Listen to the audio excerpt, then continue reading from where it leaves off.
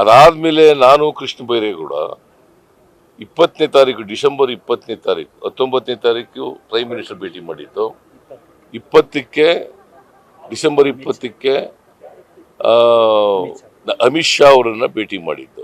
ಅಮಿತ್ ಶಾ ಅವರು ಹೇಳಿದ್ರು, ನಾನು ನಂಬ್ಕೊಬಿಟ್ಟು ಅವ್ರ ಮಾತನ್ನ ಏನಂತ ಹೇಳಿದ್ರು ಅಂತಂದ್ರೆ, ಡಿಸೆಂಬರ್ 23ಕ್ಕೆ ಮೀಟಿಂಗ್ ಕರೆದಿದ್ದೀನಿ, ಡಿಸೆಂಬರ್ 23ಕ್ಕೆ ಮೀಟಿಂಗ್ ಕರೆದಿದ್ದೀನಿ, ಅವತ್ತು ಇತ್ಯರ್ಥ ಮಾಡ್ತೀವಿ ಅಂತ ಹೇಳಿದ್ರು.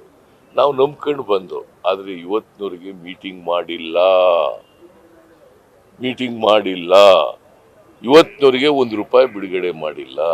ಅದಕ್ಕೆ ನಾವೇನು ಹೇಳ್ತಾ ಇದ್ದೀವಿ, ನರೇಂದ್ರ ಮೋದಿಜಿ, ಅಮಿತ್ ಶಾ, ನೀವು ಯಾವ ಮುಖ ಹೊತ್ಕೊಂಡು ಇಲ್ಲಿ ಕರ್ನಾಟಕಕ್ಕೆ ಬರ್ತಾ ಇದ್ದೀರಿ?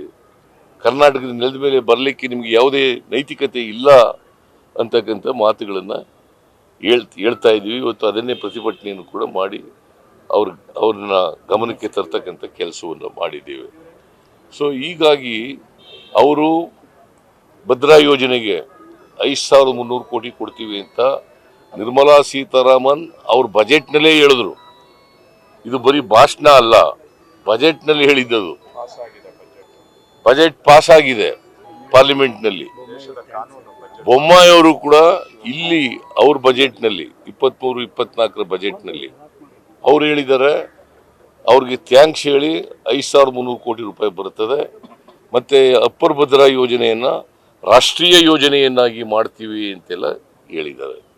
ಇವತ್ತಿನವರಿಗೆ ರಾಷ್ಟ್ರೀಯ ಯೋಜನೆಯೂ ಆಗಲಿಲ್ಲ, 5,300 ಕೋಟಿನಲ್ಲಿ ₹1 ಬರಲಿಲ್ಲ, ಇವತ್ತು ಬಂದಿಲ್ಲ. ಅದ್ರ ಜೊತೆಗೆ 15ನೇ ಹಣಕಾಸು ಆಯೋಗ 5,495 ಕೋಟಿ ವಿಶೇಷ ಅನುದಾನ ಕೊಡಿ ಅಂತ ಹೇಳ್ತು, ಅದು ಕೊಡಲಿಲ್ಲ. ಇದಕ್ಕೆ ಕೊಡದೇ ಇರಲಿಕ್ಕೆ ಕಾರಣ ನಿರ್ಮಲಾ ಸೀತಾರಾಮನ್ ಮತ್ತೆ ನರೇಂದ್ರ ಮೋದಿಯವರು. ಇದು ಒಂದು.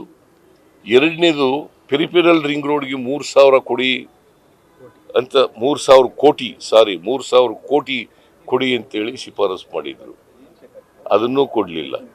ಕೆರೆಗಳ ಅಭಿವೃದ್ಧಿಗೆ ಬೆಂಗಳೂರಿನಲ್ಲಿರ್ತಕ್ಕಂಥ ಲೇಕ್ಸ್ ಅಭಿವೃದ್ಧಿಗೆ 3,000 ಕೊಡಿ ಅಂತ ಹೇಳಿದ್ರು, ಅದನ್ನೂ ಕೊಡಲಿಲ್ಲ.